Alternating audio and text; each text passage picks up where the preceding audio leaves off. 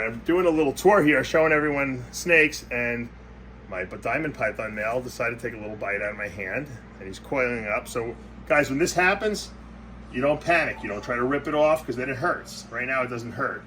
But he thinks he's eating a mouse, right, Shayla? But he's actually biting my hand. So what we do is we slowly take the snake off, okay? And if we have some water here, maybe we can pour some water, but he might just let go because he's gonna realize, wait a second, Daddy's hand is not a meal. Let's see if he lets go on his own.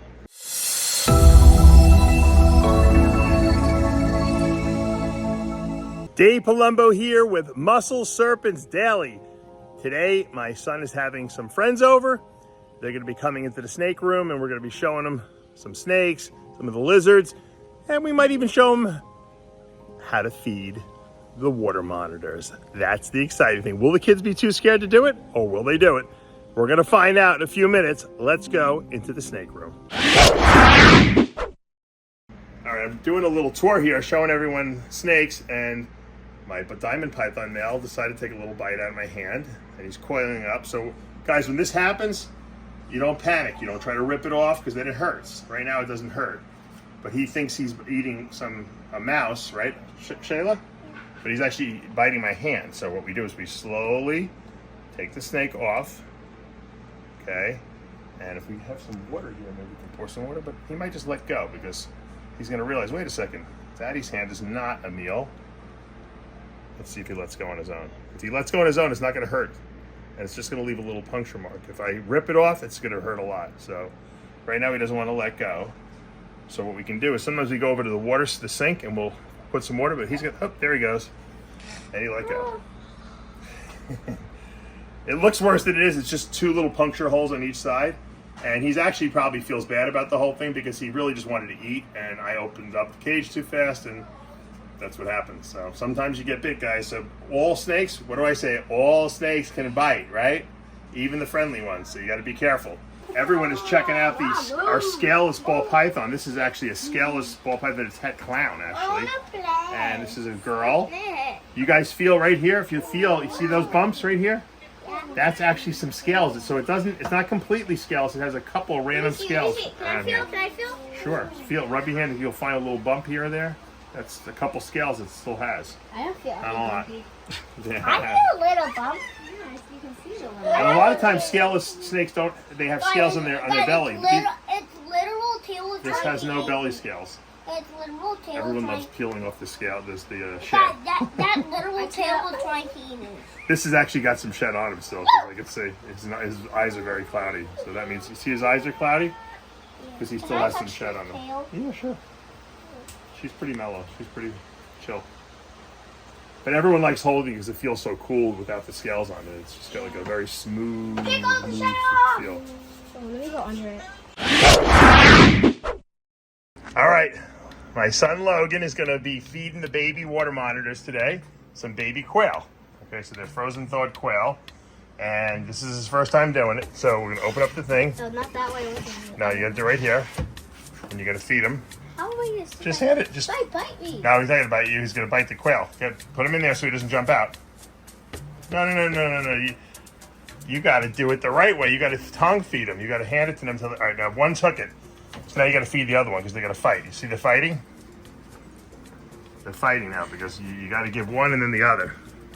All right, give this one right here. Come here. Yeah. Hold it. No. Hold it right there. Hold it right there. You got it. Now hold on. Let's open this one. Okay, give it to the other one that didn't get it.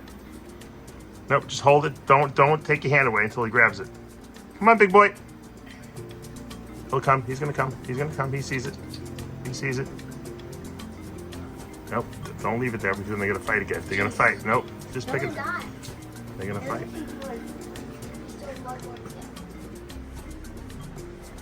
Feed the other one.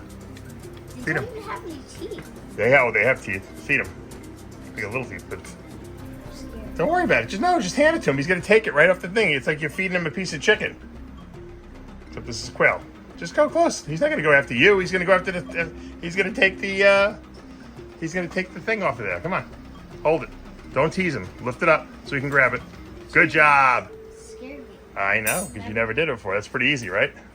Okay. Good job. First time, Logan. Good job. It's scary because you don't know, right? They're like little dinosaur monsters. Little velociraptors here we got. Oh, he's like, I want more. I gave them an uneven. One got 2, one got only 1. Sorry. Gotta act quickly. Look at the guy in the back. He went back there to scoff it down. There goes my beautiful black dragon girl. She's got the chicken egg we gave her. Logan, stop doing that, please. She dropped the egg. She did. Let's see how she eats it. Usually what she does is you don't want to distract her because she'll come over here and take your hand instead. All right, let's please stop that. Okay, stop. Let's see if she understands hand moves. Well, I think you're annoying her a little bit. You don't want to distract her. Let's see if she can get that egg. That egg's a little cold. She's gonna have to try to crack it to get the stuff inside it out, right? Good. And I don't think she wants to hear you hitting the temperature reader. Oh, she got it. What is it? Freaking sound. Oh, she dropped it. There she goes. She got it. Put the egg down. Put the egg down. Put the egg down. Put the egg down. Everyone's hearing you. Singing your egg song.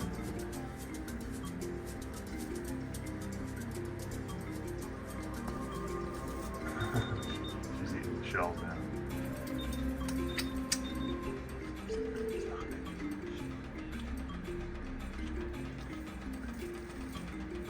There she goes.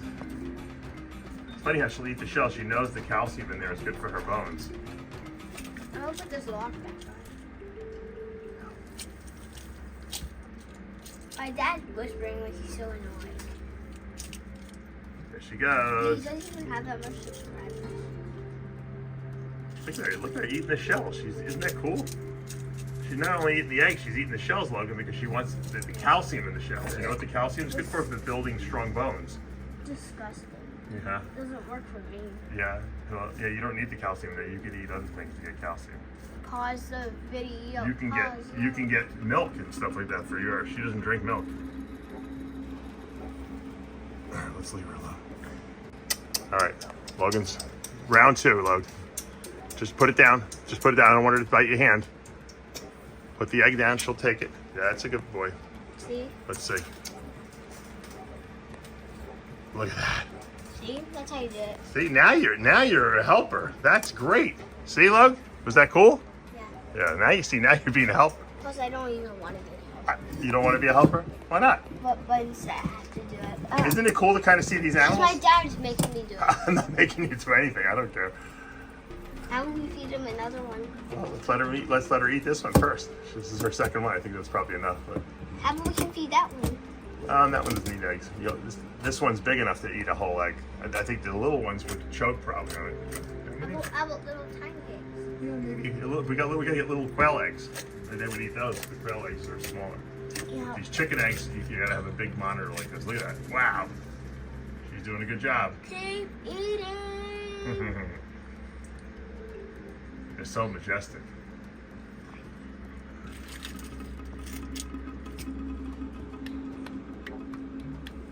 And you see how she knows the door's open. She knows I'm filming her, but she doesn't care. She just wants that food. Maybe not. No, I don't. Now she wants to come out. Oh, she's coming. Oh, She wants to say hi to Logan. You're not afraid? No, why would I be? She's a very big monitor, that's why. How would we feed her again? No, she didn't even finish the egg. We'll leave it. Three's the max. Look at that little baby anole. This thing had just hatched out. It is teeny, teeny, tiny. Look at that thing. Let's get a little closer. It is absolutely tiny. Look at that. Look at that guy. He's just like chilling. Watch how fast he is. He's like the wind. All right, I wanted to show you this little boy who's going to be someone just purchased for me, gave me a deposit on. I've had this guy for a while. I produced him a few years ago, and he's ready to breed. This is a Russo Red Pastel line, and you can see this is one of the reddest Russo Reds I produced. And this is not a visual sterling; it's a het sterling. So the sterling is the patternless, so it still has some pattern, but this is a hypo het sterling. But it's probably one of the reddest Russo Reds that I've ever produced. I mean, the tail, this is a line bred trait. These reds are in here. And obviously if this male breeds to either another het sterling or a visual sterling, you're gonna get some really, really red, solid patternless snakes, which is what the sterling gene is. It's a recessive, it takes away all pattern and makes like a solid snake. But the fact that Vin Russo bred, you know, the reddest to the red for so long, and then I bred red to red, and I produced this guy. This is, like I said, this is I probably should have kept him just because it's probably one of the reddest. I mean, you would swear this blood gene in here, there's so much red. And gorgeous male, he's going out, and I think we're gonna have a very happy customer. All right, since we're recording a few boas, I figured, let me just look at some of my grow-ups. This is my Jungle Motley Hypo White Walker line that's het for VPIT positive and anery. So basically it's het for VPI snow. And this is a female. She's going on 2.5 years old now. And she's put on some real nice things. I mean, this is really beautiful. Just think about it. This is not a VPIT positive. You hear Pablo packing snakes in the back. That's the obnoxious tape you're hearing ripping in the back. But if you look how light this snake is, I mean, that's not your typical Jungle Motley Hypo or Hypo Motley Jungle. That is more than that, and that's a line. There's definitely some kind of a line bred trait. Frank Martin's White Walker line is what this is from, so he obviously has a look to his VPI line, and this was the prettiest girl. I still have a few for sale actually, so if anyone's interested, you can hit me up. I know I think they're definitely on my morph market, so check them out. But these are just exquisite. All right, here's my Sun Glow Sterling, which is the Hypo Call Albino, and then the Sterling gene, which is, I mentioned earlier, takes away all patterns. So you have a patternless albino snake here, basically, a patternless Sun Glow albino. And if you really look at this snake a lot, you see a lot of like pinks and oranges. I believe this is the lipstick line of Call Albino, and that's probably why it's got such nice highlights and all kinds of cool stuff. Now I'm selling one or two of these.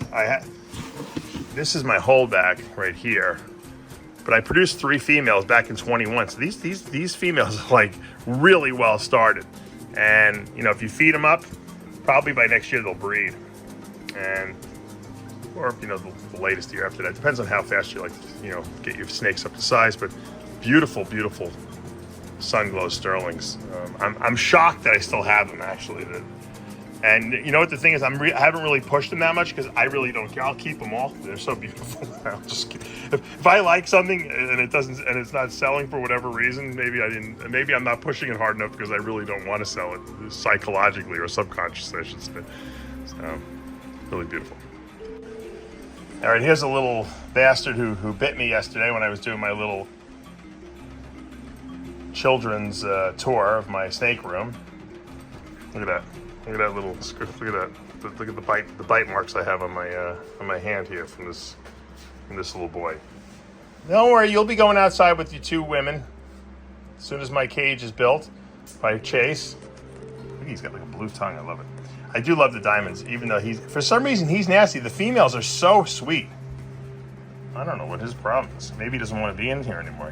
Maybe he smells the females and he wants to be with them. He's still on the little smaller size, but I think he can. I think he might be able to make it outside. I think he's big enough, actually. He is a 21, so I mean he's definitely old enough to probably breed. The females are much older, which you need to be. You know, diamond pythons don't breed that young, and also you don't want to overfeed diamonds or they die. So you can't really rush them. So the size is not really an issue. It's more age. But he is beautiful. He started out really black when we got him, and he's really, really changed a lot. I mean, he's really beautiful. All right, we got the Boland's python outside right now. This is my female. She's put on some really nice size, and she's gotten longer. She's a little thicker. She's got her adult colors, looking very beautiful, soaking in those UV rays. These snakes really, really like to lay out in the sun. They really like to take in the sun. Bolins are dark for a reason. You know, they don't like the super hot weather, but they have a almost like solar panel on them that enables them to, see, she's going right for the sun. Enables them to soak in the UV ray. Look at the luminescence on the black when the light hits it from the sun. Just absolutely spectacular, gorgeous. And I can't wait to actually set up a real, you know, naturalistic enclosure for her outside so she can actually crawl on these trees, and we're gonna make them her nest box. So at some point in the future, when she's ready to breed, she'll have a nest box she can make for herself. It's super exciting to watch how these snakes loved the outdoors. All right, there's my Mata turtle getting big, very big, because they're eating a lot of fish every day. My fish bill for these guys are a fortune. There's a couple guppies left. They don't seem to like the guppies as much as they like the red rosy minnows. I think because they can see them better, probably. The red rosies are red, reddish pink, that is. And there's one of them, and there's the other. They're both right next to each other. When I got these, they were probably a quarter of the size of this. And I had to put them in a separate container so they would eat. Now you just throw the fish in there and they go hunting. And they look like a piece of floating wood is what they look like. Some people think a leaf. They look like a leaf.